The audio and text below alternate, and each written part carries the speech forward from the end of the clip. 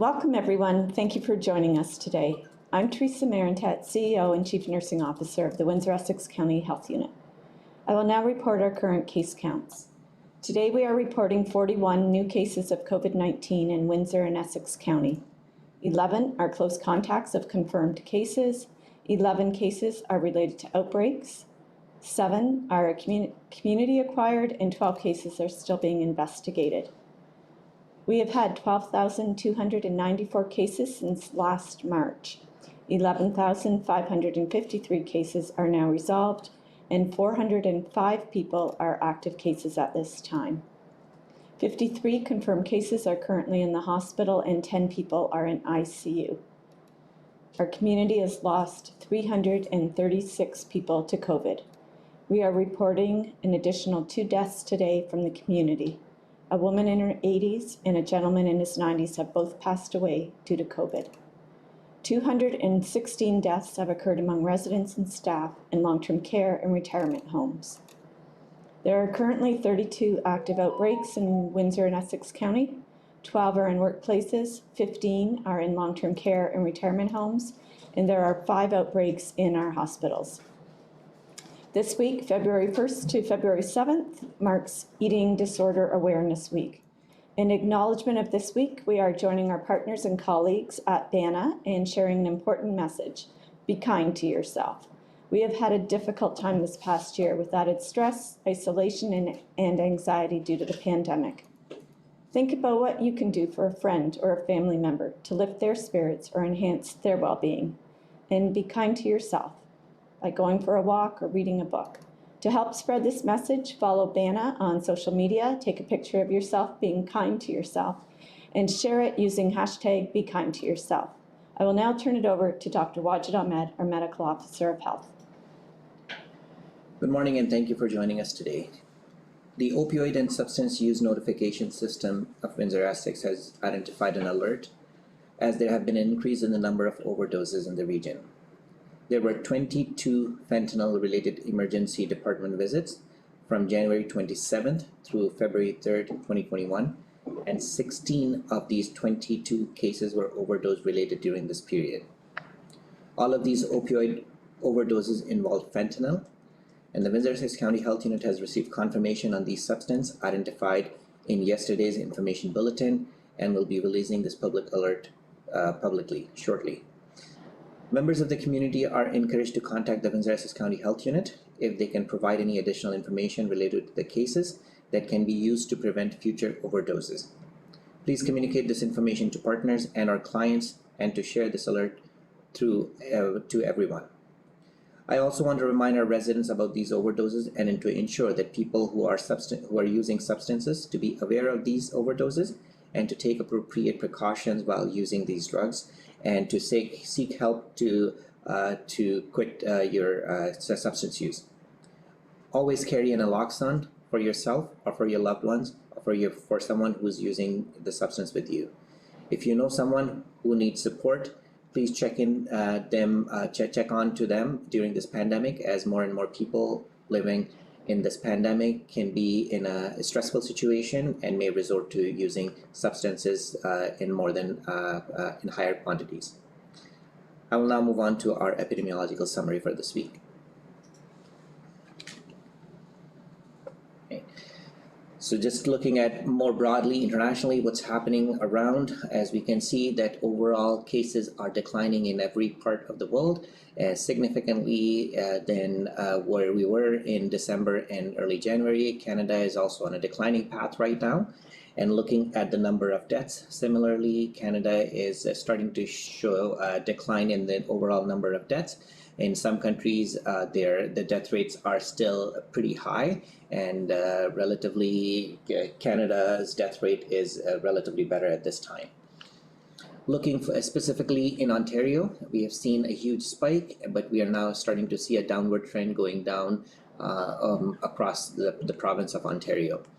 Looking specifically in Windsor-Essex, we have seen a huge spike, very quick increase, and similarly in the pattern, we are getting to see less cases on an overall basis, but the cases still continue to remain high. Our moving average is somewhere close to 50 cases a day, and but it is trending downwards.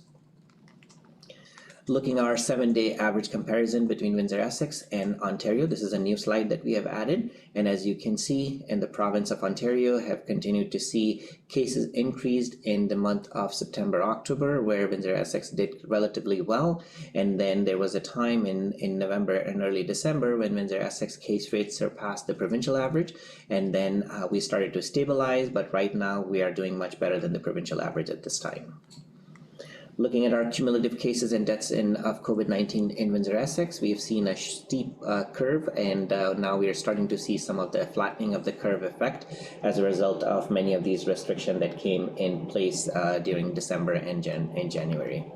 Similar picture in the number of deaths, but we continue to see the number of deaths and continue to report number of deaths every day, all as an impact of the higher case count that we have seen in the month of December and January. It's starting to stabilize, but we want to make sure that we are saving lives, and we're making sure that people in that age group is protected as best as possible.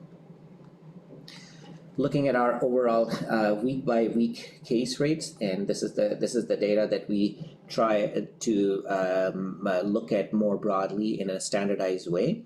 And our most recent completed week case rate is 82.9 cases per 100,000 population, and as you can see, it has decreased significantly from the last week, when we were almost double the same case rates in the last week.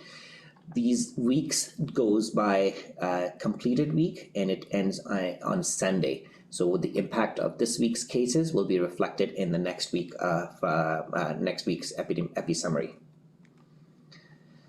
Comparing our case rates across the province and across southwestern Ontario, as we can see, we continue to stay from a weekly case rate perspective, continue to stay high with both the region as well as the province. Looking at our wastewater surveillance data, which is the red line, we continue to see a steady decline, for which most of the part correlates with our case counts as well. And just to note that this is still a research study, which is currently being validated on so many ways, but we are starting to see some correlation between what we are seeing in these wastewater surveillance data and our ongoing case rate. So it's a good tool to look at, but the data is still currently being validated for the accuracy of the information. This particular figure looks at all the tests and unique individuals tested by week in Windsor-Essex. In total, so far, we have 248,367 tests that were completed as of January 30th. And this is a complete week ending on Saturday. For the week ending on January 30th, our percent positivity was still showing a decline and was at 4.5%. And last week, approximately 9,444 tests were completed last week. So as you can see, we at some time we hit almost close to 11,000 or a little over 11,000, and right now we are just under 10,000 cases. So there is some decline, but all of these declines cannot be attributed to less number of cases, because we are also seeing the positive trend with respect to the percent positivity, and also with the measures and the declining active cases, declining rates of transmission, the need for people to going and get tested is also decreasing at the same time. With respect to percent positivity and comparing how we are compared with the rest of the province, our percent positivity is at one point it was the highest in the province, but now it's starting to decrease, and we are at number 5 with respect to the percent positivity trend in Ontario.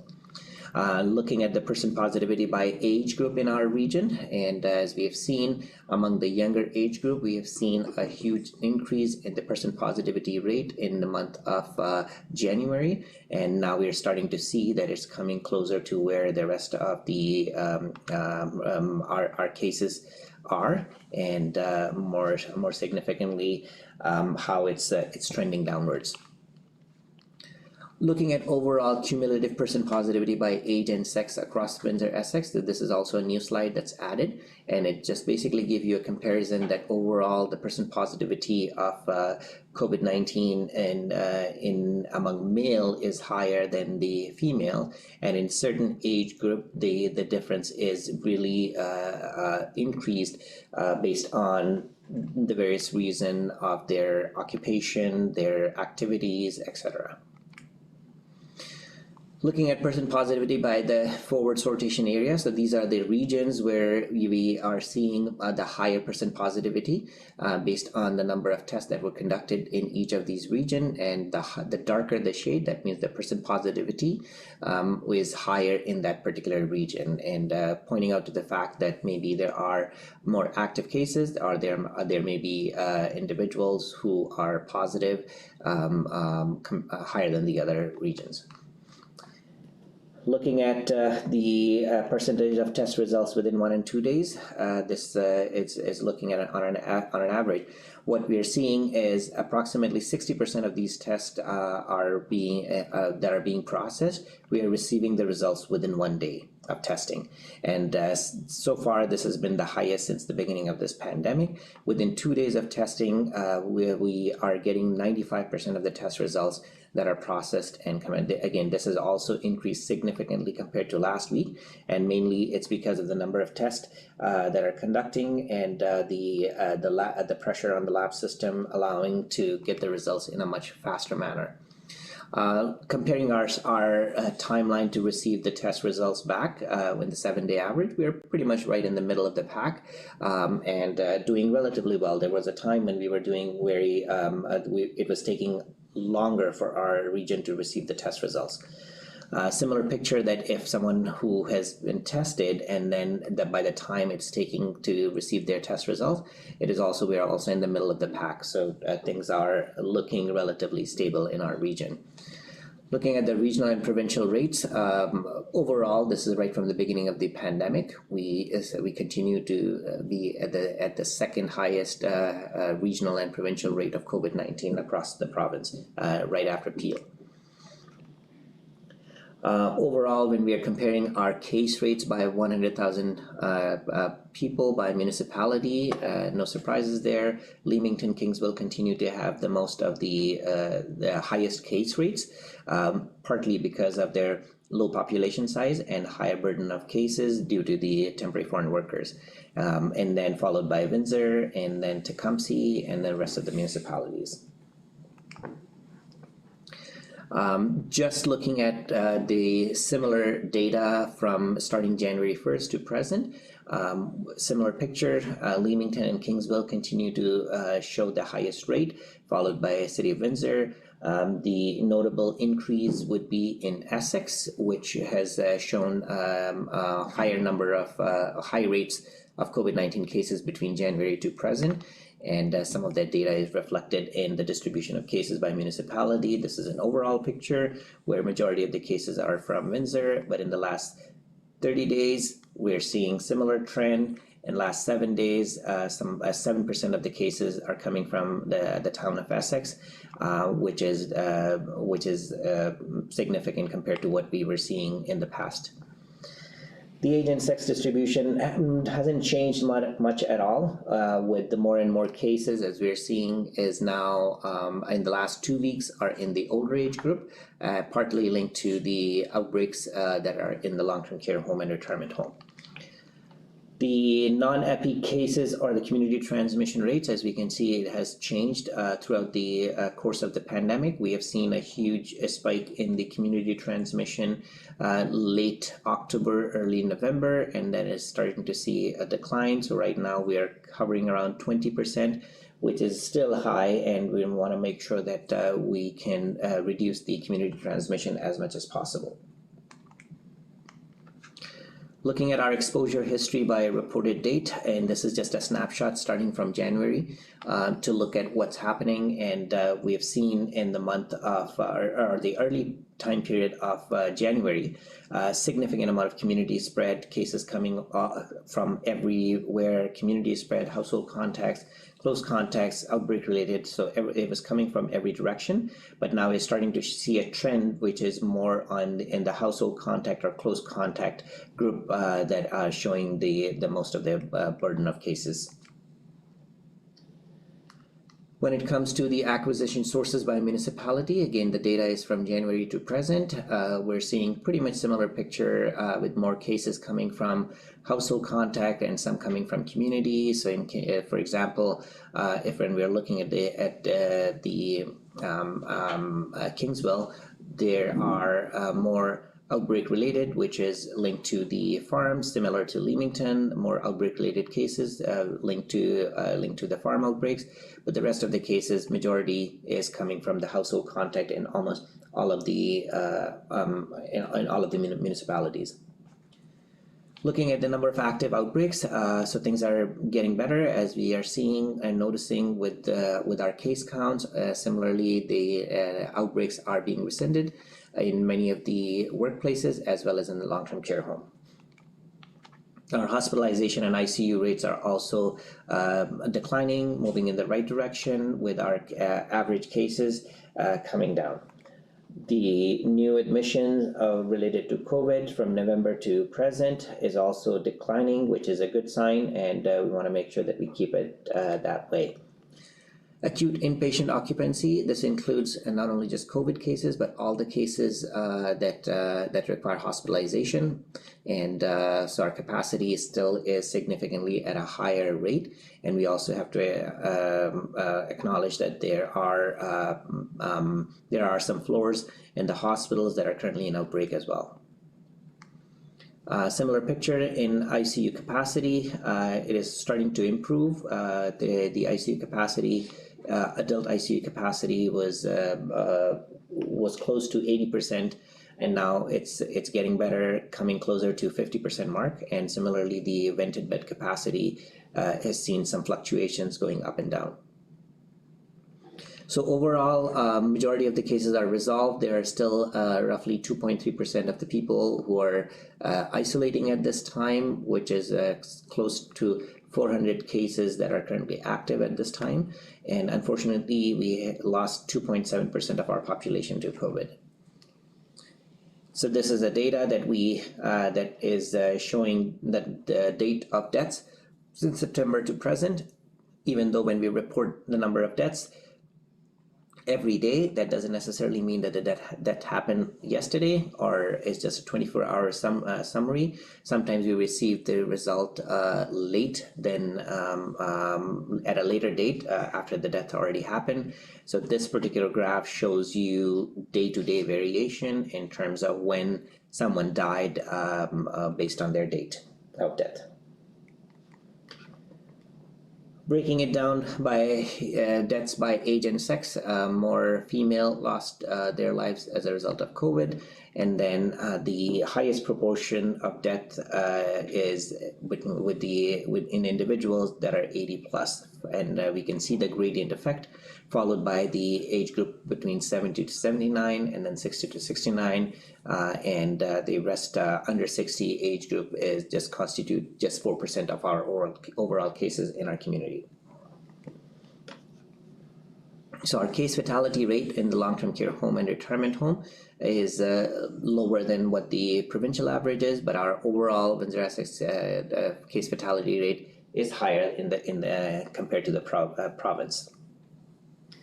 Our day-over-day comparison doubling time is improved significantly compared to what the Ontario doubling time and the Canadian doubling time is. So clearly showing the impact of all these measures in our region and how it has resulted in a declining case count and overall the public compliance on these measures. So we really hope that we continue to move in the direction and continue to follow all these public health measures to keep our communities safe. The most recent estimated median R-naught is 0.7. This is a slight increase from last week, which was at 0.66, but it continues to stay below 1. And as we have explained before, when R-naught is less than 1, that means each existing infection is causing less than 1 new infection. And if it's lower, it means that our case counts are decreasing. We are now seeing lower cases in all of the region, which is a positive sign moving forward.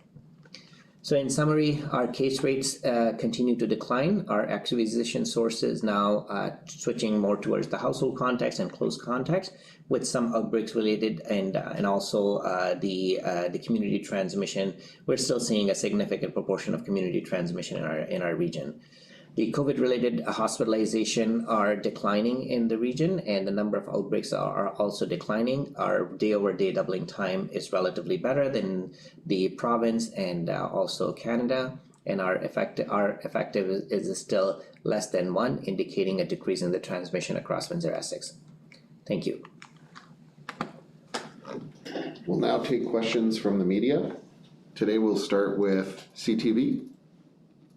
Yes, good morning. Are you surprised that the case counts and the overall situation has improved so dramatically in such a short time? Or is this kind of what you expected given the lockdown measures? Well, it's kind of expected, and that's why it's important that some of these measures, even though as tough as it sounds, it shows impact. It shows it gets you to save lives, and it helps to reduce the mortality and morbidity in the region. So overall, I'm not surprised, but obviously it also means that we want people to continue to follow these measures. It's not a situation that you only follow measures when there's a high case rates in the community. The best part is when there are low cases in the community, you follow these measures to keep it low. And I think that's the real message, that even though when things at some point will start to, restrictions will start to ease off, doesn't mean that people should lose their guards. It's even more important to keep it safe, keep it that way so that everyone can benefit from having these restrictions lifted. Great, thank you. Any questions from CBC? Hi, yes, last night at a board meeting, the CEO of Windsor Regional Hospital spoke about COVID-19 variants, and he said that scientists are warning of a third wave that could be deadlier. He used the analogy of being in the eye of a storm right now. I'm wondering, do you share those concerns that all the progress we've made could be wiped out? Well, the concern is always there. I wouldn't say that it's as I guess it would be as deadly, because even though the transmission is high, we don't have any evidence that it is also leading to more people dying at this time. We do have these variants of concerns in Ontario. Fortunately, we haven't seen any of these cases in our region. And as if I recall, I think at least 100 or 135 of our specimens from Windsor-Essex were tested for variants of concern at the provincial lab, and none of those specimens have identified that. But yeah, so at this time, I think it would be too early to say that what this variant will look like and what kind of an impact it would be. It is a concern. That's why it's critically important. The message should be is adherence to the public health measures and ensuring that everyone is following these measures as best as possible to protect themselves. It's the same virus. Yes, it's mutated. Yes, maybe there's a likelihood of transmission, but it transmits in the same way. If you're following these measures, maintaining your physical distancing at all times, and you are not coming in close contact with anyone who doesn't live inside your house, those are the ways that will protect you. So the key message should be, well, yes, there could be a concern, but follow these public health measures. Those are the measures that will save you from spreading the disease. Thank you. Any questions from Blackburn? Yes, good morning. Just as we start to see many long-term care homes come on with the two vaccine doses, how long before you would say that those residents are safe? I mean, safer, I guess, is the better way to say it. Well, we know both Pfizer and Moderna, they are very effective for the overall general population. The effectiveness is somewhere close to 94 to 95%. In the senior 60 plus, its effectiveness is close to 86%. So once most of these seniors in these long-term care homes receive their 2 doses, and after 14 days of receiving their second dose, in theory, based on the data, they should be 86% of them should be protected and shouldn't have any concerns with the spread or developing more severe consequences of the disease. So we're hoping that's the key piece, that if all our residents in these facilities are protected, receive their second dose as soon as they're eligible, we will be able to save lives. We will be able to prevent these large outbreaks in these facilities. And our team is working closely with all these facilities to make sure that their residents are getting the vaccine as soon as possible. We have seen some challenges with the supply, and as soon as those supply issues are resolved, we want to make sure that not only just the residents, but also the staff and the essential caregivers for these facilities, they also get the vaccine. And would you say, like, once the majority of residents have the vaccine, that some of the restrictions, visitors, and what could start to be lifted, or is it too soon to do that?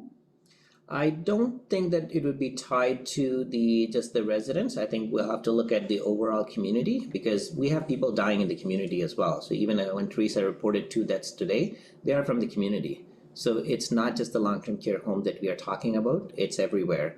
And again, sometimes it's hard for people to understand. All of this is a function of many, many different factors. So when your case rates are high in the community, you will have a spillover impact everywhere. You may start to see even deaths in the younger ages because just because of the fact that you have higher case rates. So that's how the population health works.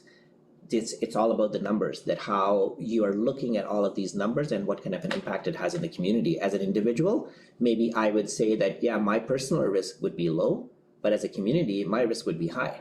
So I think we have to recognize that there are numbers, there are these factors that goes into consideration every time a decision is made for the public. So I wouldn't necessarily tie it with just the long-term care home and easing off these restrictions. There are a number of factors, most importantly, the community transmission, the rate of spread that's happening in the community.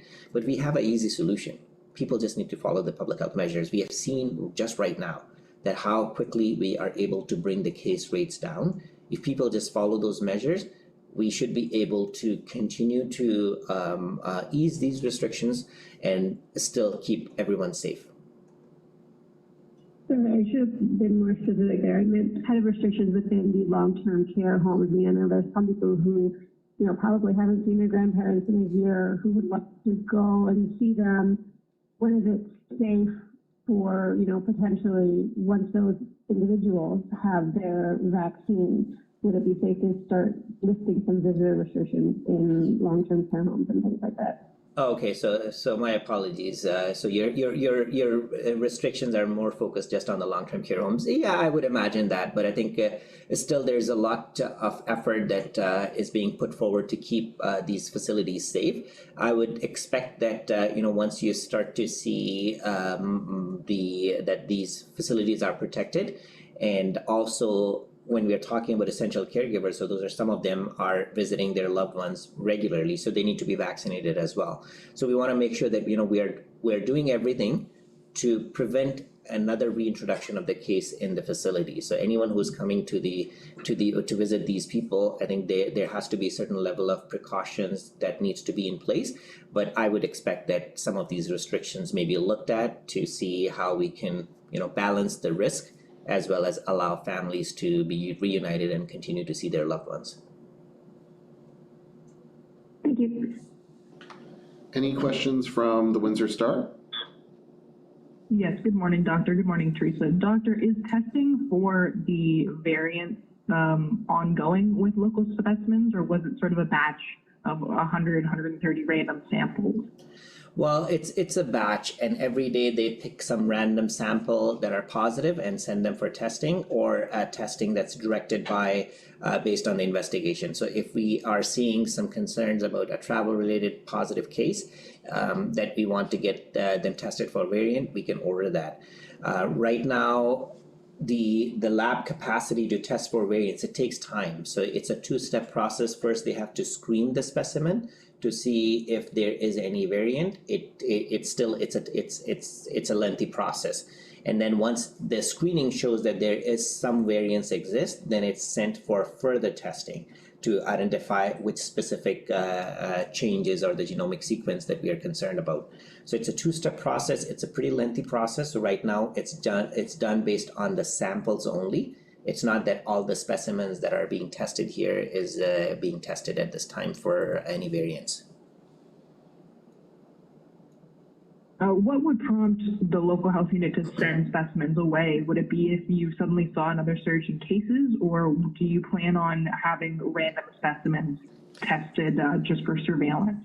Yeah, right now it's the random testing for surveillance, but let's say if we are seeing an outbreak that is increasing very quickly, at a much higher rate than expected, then we would do that. If we are seeing that someone who recently had the infection, and they should have some immunity in them, and still are develop symptoms and require maybe testing to see if we're dealing with a new virus that this person hasn't seen before. If there are someone who's already vaccinated and despite their 14 days timeline, if they develop COVID again. So there are some guidelines in terms of who to test, but right now at this time, most of it's random and just some samples picked up and then sent for testing. Okay, and then finally, you were asked yesterday, I don't know if anything has changed since then, but do you have any update on what reopening might look like here? At this point, I still don't have any update. Okay, thank you. Any questions from AM 800? Dr. Ahmed, just going back to what you said right up the top of your statement in regards to the overdoses.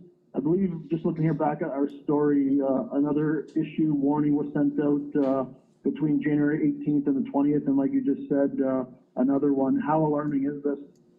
It is, and I think that's why we have to recognize that yes, the COVID pandemic is out there, but there are other issues that is in fact impacting our community, especially when we are talking about fentanyl and opioid-related overdoses. We have to recognize that there are people who are using these substances, and there is no safe way to use these substances.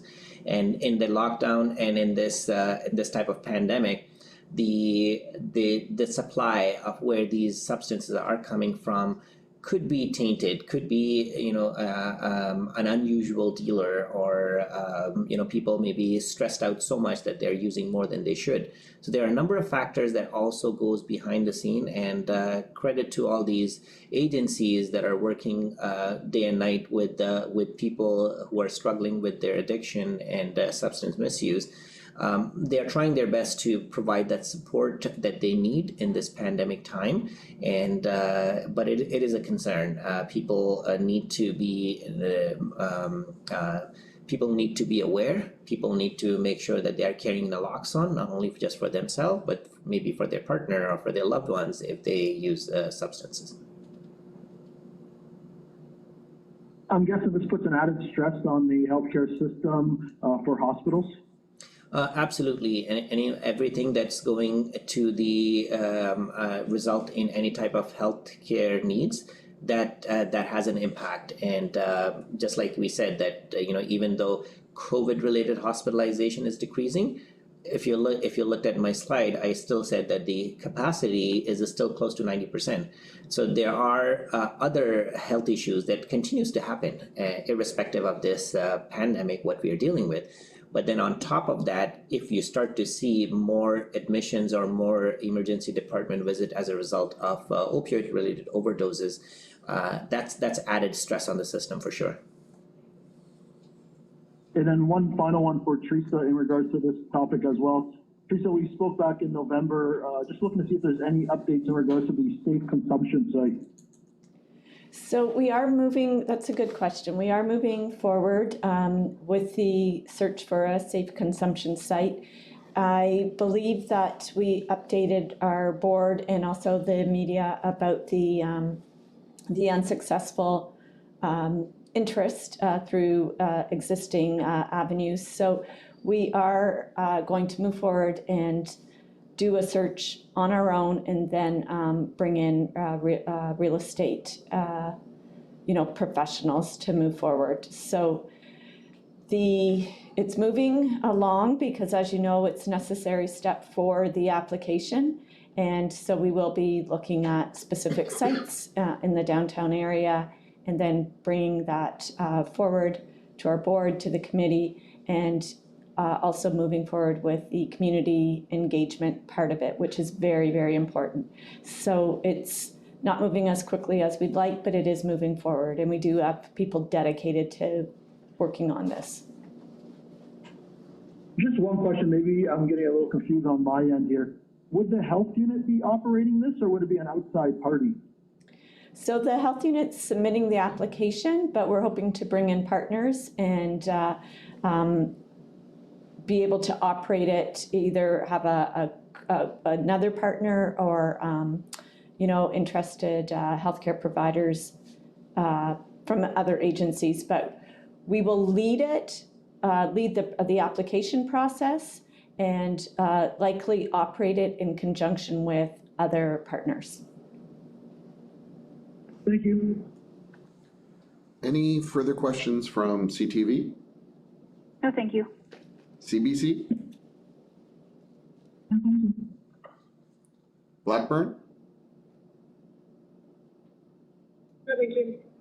Windsor Star? Yes, Doctor, going off what Rob was asking you about, you mentioned off the top that you were encouraging members of the community who might have information about these overdoses to contact the health unit. What kinds of things are you looking for? What do you expect people might know that you are interested in learning? Well, I think the information about other people who maybe developed overdoses but never really reported to anyone, never called 911, and didn't get the help that they need. Anyone who is maybe aware of a new dealer in the market and that was providing any tainted supply, any other information that would help people to be aware of, what are these, if it's a new product, what does that product looks like, and if there's any role for the law enforcement agencies that can be reached out. But mainly it's most for the education and awareness, because we know that these agencies that are working directly with these people, if they have the information, what to look out for, what signs, they can provide that education and prevent that from happening. So there could be a number of information that they may have, which is tied directly to these overdoses or similar overdoses in the community. Okay, thank you. Any further questions from AM 800? No, thanks. Have a good weekend, everyone. Thank you. Thank you.